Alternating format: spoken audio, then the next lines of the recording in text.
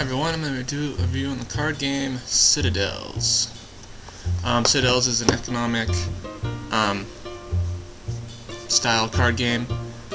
Plays from 2 to 8 players actually, so it's pretty varied in that sense. With that, I will show you what's in the game. This game is, or I should say the theme of this game is, we're all like mayors of a city, of a medieval city, and we're trying to produce the grandest city for the era. And you do that by playing district cards. So basically, how it would go is you have a bunch of districts in a city. So you've got like a park, you've got a castle, you've got a tavern, stuff like that. So you have to have at least, so the way you win this game is you get at least 8 districts. So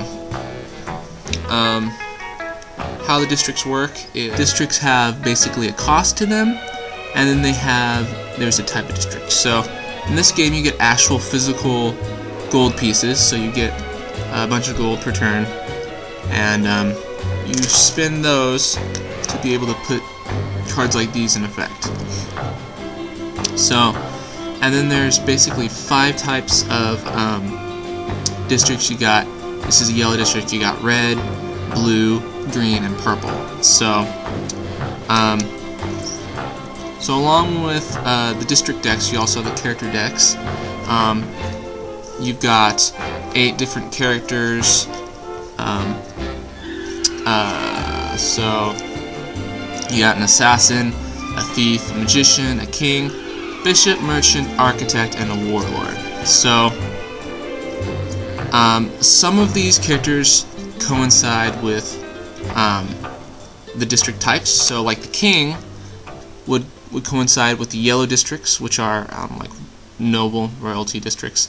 And whenever you play one of those cards, if you have this king character, you would get additional income for playing that card. Same thing if you were to play a blue with a bishop, he would give you income. If you were to play green with a merchant, he would give you income. And if you played red with the warlord, he would give you income as well. So that is one thing that some of the characters do, but they also have different powers, so I'll go over them a little bit more briefly. So the assassin is the first character that appears during a match. He basically chooses one character out of the available characters, and then he would murder that character so they would skip their turn. The thing is, none of the characters are revealed, so there are some characters that are placed face down out of the game, and so there's always a gamble. You could choose the wrong character and his power wouldn't be useless. So that's pretty much what he does. The next one is the thief. The thief pretty much does the same thing, only he steals gold from a player at the start of the turn. So same thing, he has to guess which characters are in play and then use his power based on that hunch. So that's what the thief does. You got the magician. Magician basically is able to manipulate his cards, so he can get rid of cards that are really bad, really crappy from his hand, or he can actually trade his entire hand with another player's. So he deals a lot with cards. He's really useful to have at times. Then you have the king. So the king, besides giving you income during your turn, he also gets you what is called the crown marker. So the crown marker, the person who has the crown marker is the first person to pick characters next round. So the person with the crown has a slight advantage over the other players because he knows a little bit more what's going on. So whoever has the crown has a slight advantage. So next you have the bishop. Besides getting income, the bishop is protected from the very last character, which is called the warlord. So I'll get to him in a bit. Then you have the merchant, who is really good at getting gold. Pretty much the best character to get gold in this game, and because of that, he's a target. A thief is going to steal from him, the assassin is going to try to murder him, etc., etc. So he's the best, but he's also a big target. Next, we have the architect. Architect has basically two things he can do. The first thing is whenever he takes an action. So when you take an action, you either get gold or you draw cards. Whatever you do for the action, he instantly gets two cards. And then he can play up to 3 districts. So normally you can only play 1 district per turn, but he is the one character that can play 3. So because of that, he's also a pretty big target. And then the last one is the warlord. So yeah, we got a warlord here.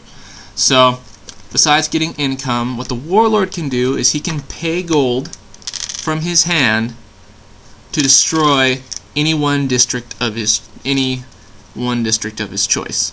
So basically he spends 1 less than the cost. So this card right here costs 4, so he'd have to spend 3 gold to be able to destroy that one card. With that, I will show you how a practice round would go. So start out, you'll try to see who gets the crown. So there's no direct method for a person to get the crown. They just, in the game, it suggests that the oldest player gets the crown, but you could, do rock, paper, scissors, or flip a coin, whatever you want to do. So once you decide who wants to get the crown marker, you shuffle the cards,